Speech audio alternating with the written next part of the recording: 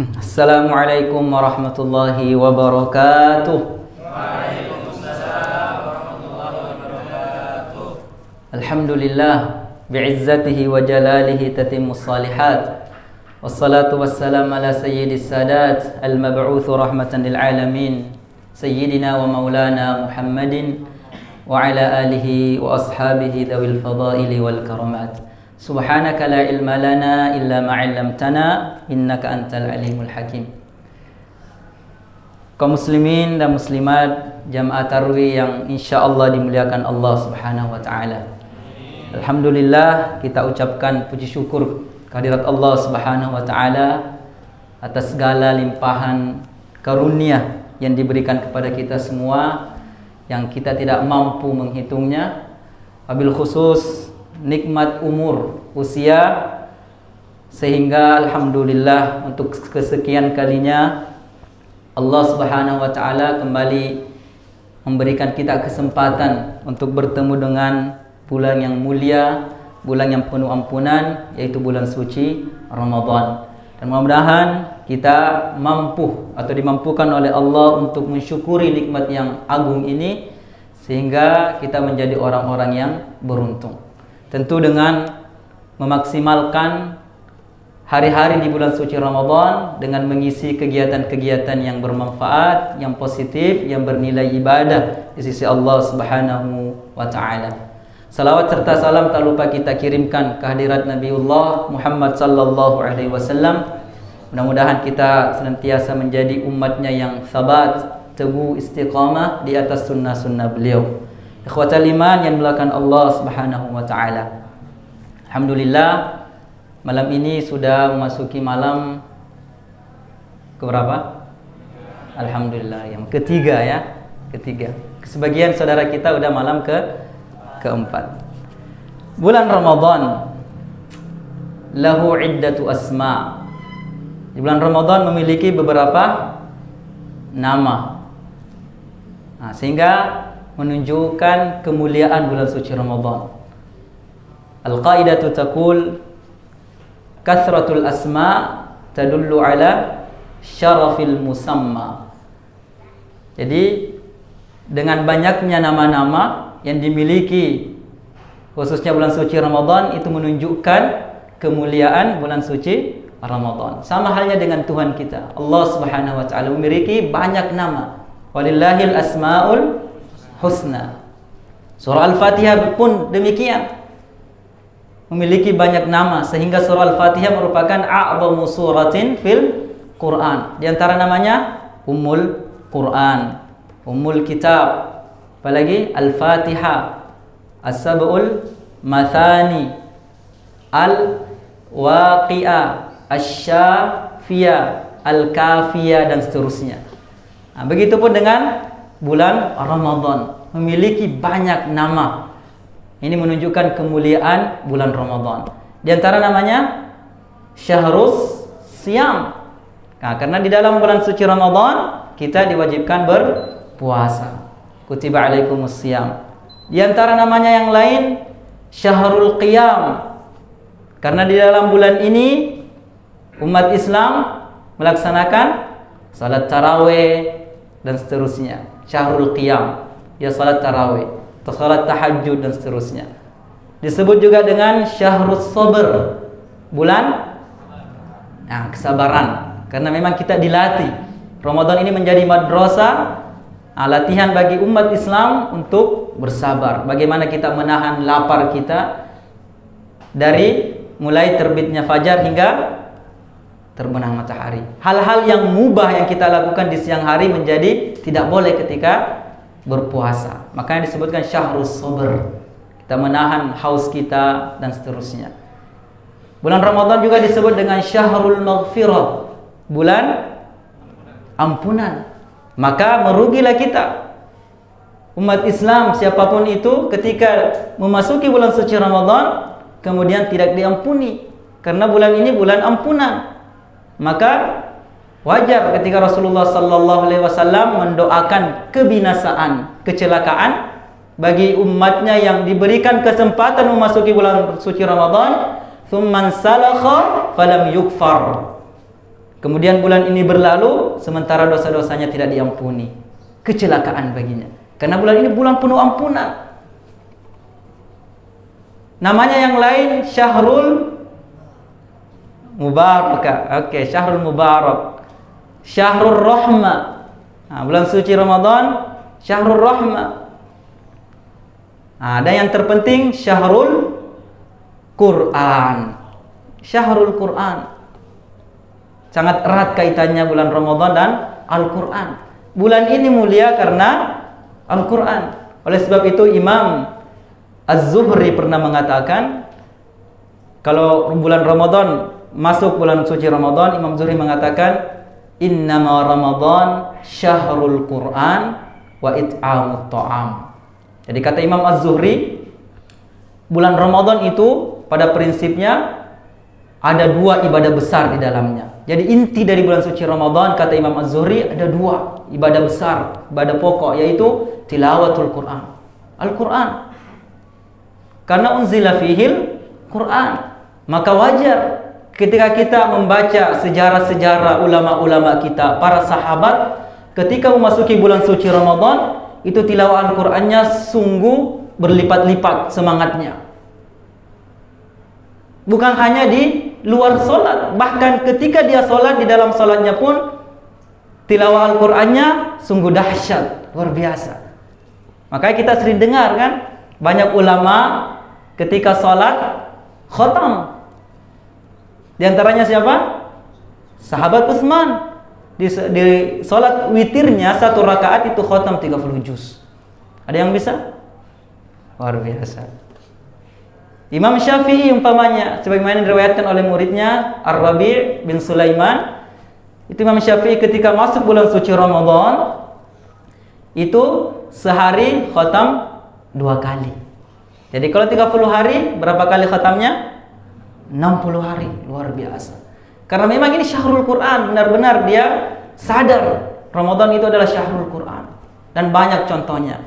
Kemudian it'amut ta'am, bulan ini juga bulan memberi, it'amut ta'am, memberi makanan khususnya bagi orang-orang yang berpuasa.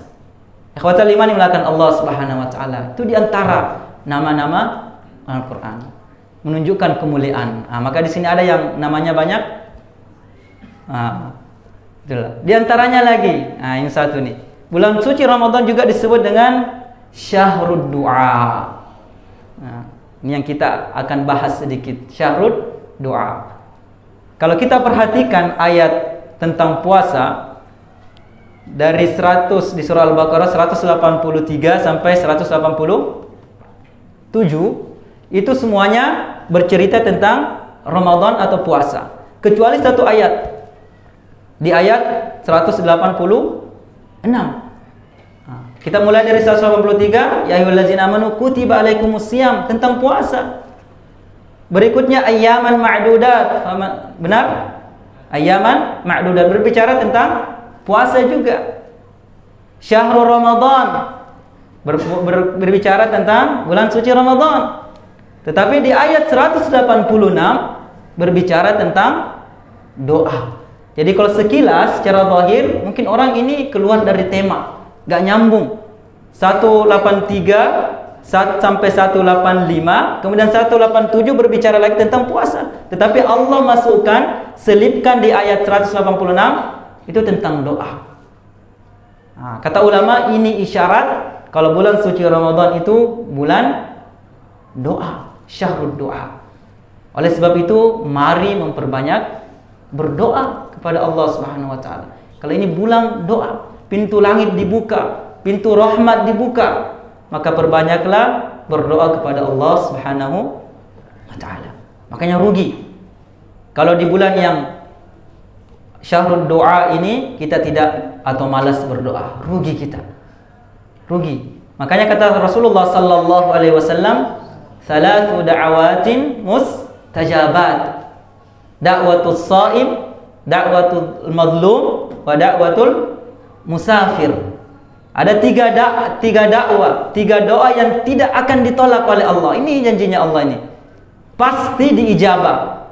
Yang pertama, doanya orang yang berpuasa. Maka mari kita pergunakan kesempatan emas ini. Berdoa. Minta apa aja yang mau diminta. Mau minta kebaikan dunia atau kebaikan akhirat, semuanya minta kepada Allah Subhanahu wa taala. Kesempatan untuk memperbanyak berdoa. Rugi kalau hari-hari di bulan suci Ramadan lewat tanpa doa. Khususnya kita doakan kedua orang tua kita. Mau jadi anak yang berbakti, doakan orang tuanya. Bukan cuma sekali sehari, bukan, itu belum berbakti namanya. Tapi berkali-kali, sebanyak mungkin doakan orang tuanya. Doakan orang-orang yang berjasa dalam hidup kita, guru-gurunya. Doakan yayasannya Munzalan Mubarakah. Begitu banyak yang telah diberikan oleh yayasan ini. Doakan orang-orang yang berjasa, keluarga kita, saudara kita di Palestina butuh doa. Cuman mungkin ada sebagian umat Islam yang mengatakan, saya sudah berdoa, sering berdoa, tetapi tidak dikabulkan. Itu bukan urusan kalian. Itu urusannya Allah, mau dikabulkan atau tidak, itu urusan Allah. Urusan kita cuma berdoa, tidak usah mengurus urusan Allah. Tugas kita berdoa. Dan doa itu sendiri adalah ibadah. Jadi tidak ada ruginya berdoa, dapat pahala. Mau diterima atau tidak itu urusan Allah. Yang penting kita berdoa sebanyak mungkin. Maka ketika nanti di akhirat kelak ada orang heran ketika diperlihatkan oleh Allah pahalanya. Ya fulan, ini pahalamu ini. Sangat besar, banyak. Orang ini heran. Ya Allah, saya tidak merasa memiliki pahala sebanyak ini.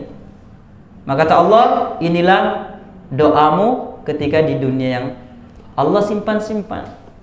Makanya tidak layak kita mengatakan, kenapa Allah tidak kabulkan doa saya. Kita tidak boleh pesimis. Kita harus yakin, karena itu janji Allah. Ud'uni astajib lakum. Berdoalah kepadaku, memintalah kepadaku, aku akan kabulkan.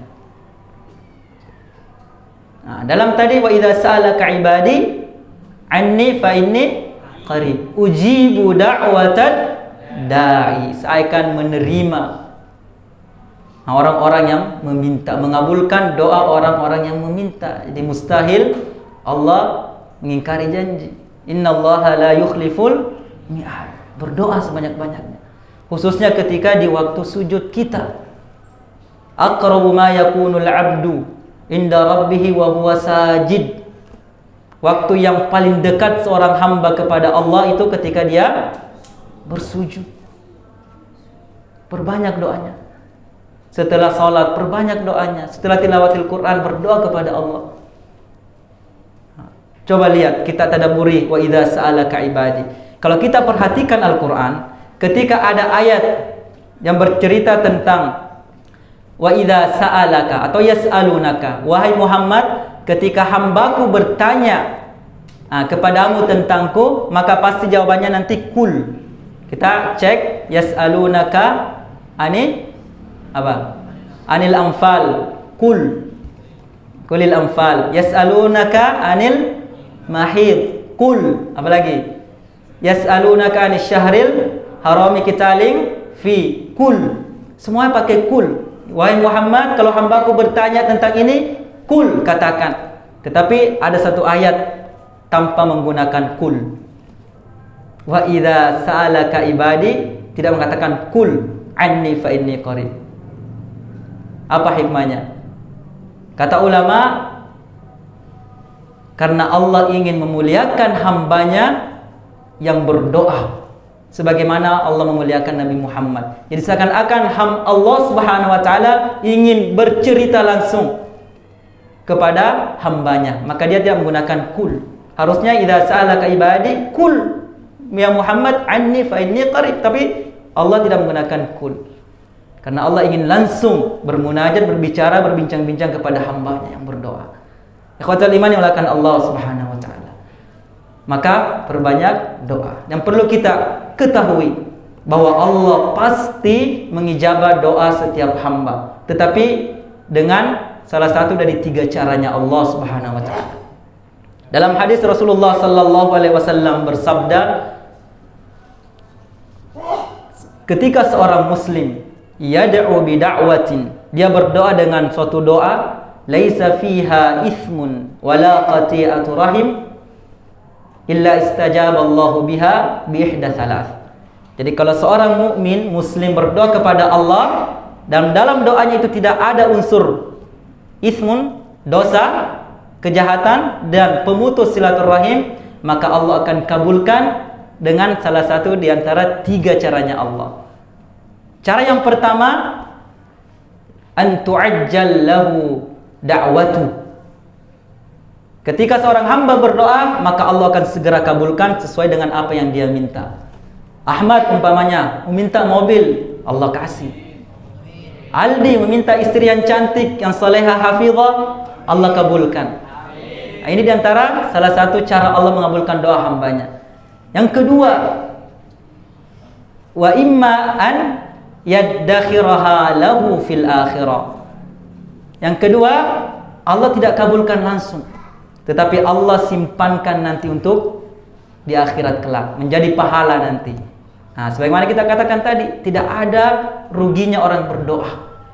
Dapat pahala, Allah tabungkan, Allah pasti kabulkan. Tapi dengan salah satu dari 3 cara tadi. Yang ketiga, wa imma an yasrifa anhu minassu. Allah tidak kabulkan. Seorang hamba minta umpamanya kekayaan, Allah tidak kabulkan. Tetapi Allah menggantinya dengan dia hindarkan hamba tersebut dari hal-hal yang berbahaya atau yang lainnya.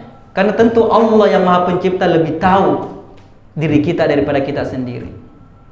Anggaplah Adam berdoa terus kepada Allah supaya cepat menikah, dipertemukan dengan jodohnya. Allah tidak kabulkan. Karena Allah tahu Adam belum siap. Adam, udah kamu belajar dulu, siapkan dulu ilmunya, siapkan dulu, harus siap secara ilmu, siap secara ekonomi, emosional dan seterusnya. Allah gantikan dengan kemudahan menghafal Quran, semangat beribadah dan seterusnya. Jadi Allah lebih tahu daripada kita. Jadi jangan pesimis, jangan mengatakan kenapa sih Allah tidak kabulkan. Jangan. Ud'ullaha wa anta muqinun bil ijabah. Berdoalah kepada Allah dalam keadaan yakin Allah akan kabulkan. Nah, makanya sebagai penutup ada satu syair yang sangat bagus. La tas'alanna bani Adam hajatan. Janganlah kamu meminta hajat kepada anak cucu Adam. Jangan meminta keperluanmu kepada manusia. Wasal abwabuhu allati la tughlaq. Tetapi mintalah kepada zat yang pintu-pintunya selalu terbuka non-stop. Bukan kepada manusia kita meminta, tapi kepada Allah. Allahu yaghdabu in tarakta su'ala. Allah itu marah kalau kita tidak meminta kepadanya. Wa bani Adam idza yus'alu yaghdab. Tapi kalau manusia dimintai terus, apa yang terjadi? Marah. Tapi Allah justru marah kalau kita tidak meminta berdoa kepadanya. Dan ini menunjukkan kita angkuh, tidak sombong kepada Allah.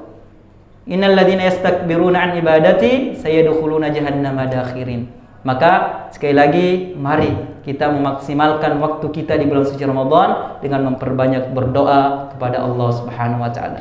Mudah-mudahan Allah Subhanahu wa taala memberikan kita kesehatan, taufik dan hidayahnya sehingga kita bisa memaksimalkan hari-hari kita di bulan suci Ramadan dan keluar dari bulan suci Ramadan ini dengan meraih predikat takwa kepada Allah Subhanahu wa taala. Semoga bermanfaat. Hadanallahu wa iyyakum ajmain. Assalamualaikum warahmatullahi wabarakatuh.